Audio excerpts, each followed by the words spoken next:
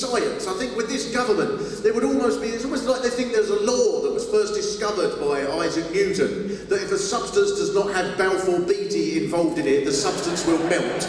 This is the way they see everything. And of course, it's not just the teachers, and a number of people have made that point. Of course, it's not just education. If it was just education, then there could be this plea for, what on earth are you doing? Don't you realise how you're upsetting the world of education, how bad you're making things? But of course, it isn't just that. It's an ethos that goes through everything. I mean, anyway, for a start off, the idea of profit and private shareholders and things running things, the most obvious thing for just about everybody in this country is anybody who takes a train anywhere. When the overwhelming majority of people in this country, even conservative voters, go, oh look, just bloody renationalise them so at least we can get from one place to another, for God's sake. And instead of that, everything.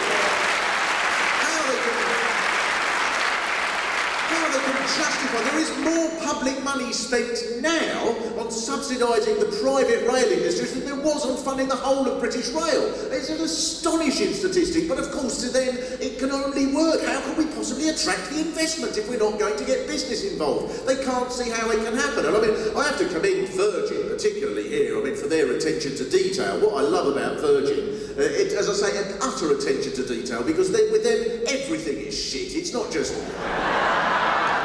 Anyone can just make the trains late, that's easy, but when nothing works, the Buffy thing will be broken and the boiler won't be working, there'll be no coffee and the toilet door won't work, everything's busted and ruined and screwed up except for the dividends that go to the shareholders. Absolutely everything. It's just...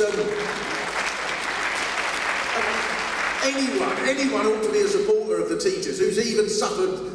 Again, even suffered any of that, because the fact is that the terrible thing, isn't it, with the railways, I think, is just how people, it's not that people go mad about it, but how people have just come to accept it and get so used to it that you just get crammed and stuck, and then you all have to get out at Stoke and wait for the next one, and then an hour and a half later it comes in on the next platform, and then all of a sudden everybody, all old women are dragging all their bags down the stairs and up the other one, and you cram on, there's all the people from the previous one, so now nobody can get past anywhere, and there's people pushing kids to get to the toilet over the top like they're at a rock festival. Nothing's working and broken and sweating, and then you get charged, like they tried to charge me £100 return if you go at the peak time, which is any time apart from 3 seconds past 4 in the afternoon. Just to get up the road, and there's 4 first-class carriages there and 3 second-class ones just for the business people, because it's business, business, business. And then in London, you don't know how bloody hell we're going to have the Olympics in London. Just fascinating me. It's impossible to get anywhere. I reckon we should have a special London triathlon for the London Olympics, where you have to get a bus down to Brixton, and then an underground to London Bridge, a Connect South Central back to East Croydon. Do that in less than 11 hours. You deserve a gold fucking medal.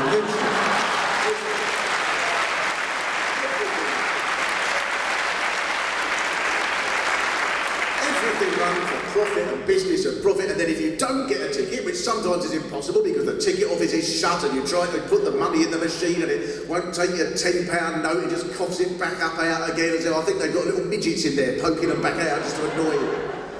Nothing works on it, and yet never ever does it enter their heads to say, well, we can renationalise it, because they say, well, how could we compensate the people who've put their money, who've got the dividends and so on? When of course any reasonable, rational system would ask the question, how do they compensate us for all the misery that they put us through? But instead of that, and it's with everything. Hospitals. I mean, a fantastic statistic. One area of hospitals that has been marvellously efficient. In the last year, hospital car parks in this country have made £95 million profit, which is extraordinary. I mean, they never used to.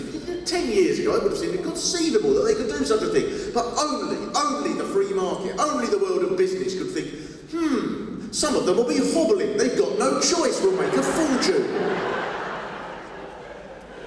And so it is, of course, with schools. As someone said there, that the statistic, the average pay of company directors has gone up from 2 million to 3 million a year. Now, I mean, when you think about that, so a year ago, company directors, how on earth can we get by on 2 million? Well, they're opening their wage bracket. Look at that, I can't go the week on that. What about me kids? I can't buy them an island this week. They'll have to make do with a lake. What are they thinking, these people? Jean-Pierre Garnier, I'm going to give him a special mention. He's the chief executive of GlaxoSmithKline. 3.6 million a year. But a clause was written into his contract last year that if he's sacked for any reason, he will receive a payoff of £22 million. Now that's genius. I wonder if at some point he must just run around setting off fire extinguishers. Well, the board think, we didn't really think this through, did we? And here's the best bit. When he was asked how he could justify this, he said, and this is to his credit, "I'm not Mother Teresa." And I commend his honesty there. If only thieves throughout history were like that. The Bible would say, and Jesus turned to Judas and said, "Why hast thou betrayed me?" And Judas said, "Oh, come on, I'm not Mother Teresa, am I, Lord?"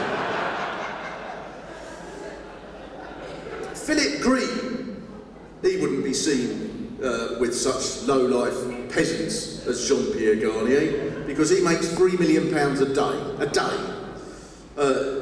He spent £4 million on his son's bar mitzvah, at which Beyoncé was performing. Did you email her as well?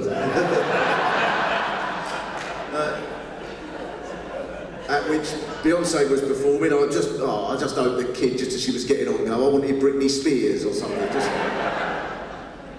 And he was given a dividend of £1.299 billion, which he very kindly gave, almost in its entirety, to his wife. Now, this might be seen as a sort of a lovely romantic gesture, but it's more likely to be the fact that his wife lives in Monaco and therefore has to pay no tax. Or very little tax, no tax, certainly in Britain, as a result of that. All of this money, whenever you think the sums, and sometimes it can seem huge sums, I don't know, you'd all know the figures of what it would cost to meet this pay demand in full, and they would say, but this is going to be the taxpayers going to have to pay this 10 million, 20 million.